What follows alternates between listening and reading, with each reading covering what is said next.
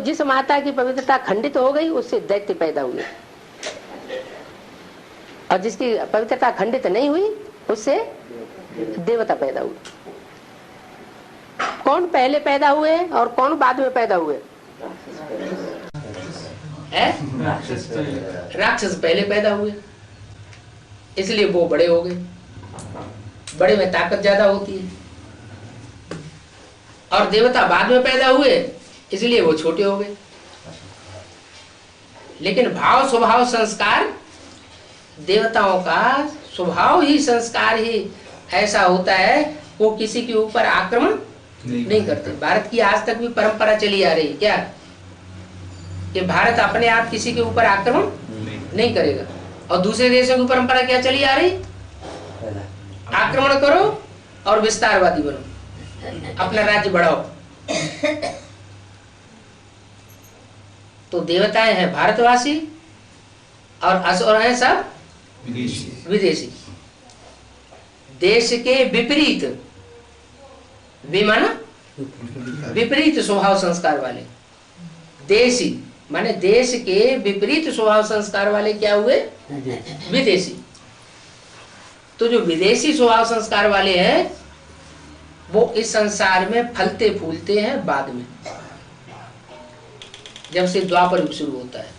द्वैतवादी आत्मा ऊपर से द्वैतवादी धर्म पिताएं आते हैं और वो आकर के द्वैत फैलाते हैं। जो एक मत का राम राज्य चल रहा था, देवताई राज्य चल रहा था सत्ययुग त्रेता में, उस मत में द्वैत लगाए देते हैं। दो मत हैं अपनी लगाए देते हैं। उन दो मतों के कारण फ्रिक्शन पड़ता है। धर्म में भी फ्रिक्शन पड़ता है, राज्य में भी फ्रिक्शन पड़ता है, मतों में भी फ्रिक्शन पड़ता है। अनेक प्रकार की जातियां फ्रिक्शन में पैदा हो जाती हैं।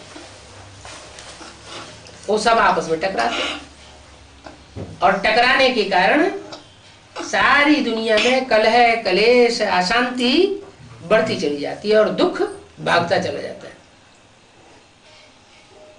अति का जब टाइम होता है तब परमात्मा आता है अति का अंत करने के लिए। अभी परमात्मा बाप तो आता है, लेकिन आते ही क्या प्रत्यक्ष हो जाएगा? आत्मा गर्भ में आती है तो क्या आते ही प्रत्यक्ष हो जाती है? नहीं, पहले 9 महीने गर्भ में पकती है, बाद में बच्चा बन के पैदा होता है। बच्चा भी बचपन में तो कुछ कर नहीं सकता, बच्चा भी जब बड़ा होता है तब कुछ करता है। तो ऐसे ही भगवान का भी पार्ट है, पहले गुप्त रहता है संसार में और लास्ट में विकराल रूप धारण करके विराट रूप धारण कर लेता है। अर्जुन को क्या साक्षात्कार कराया? विराट रूप का साक्षात्कार कराया। क्यों जरूरत पड़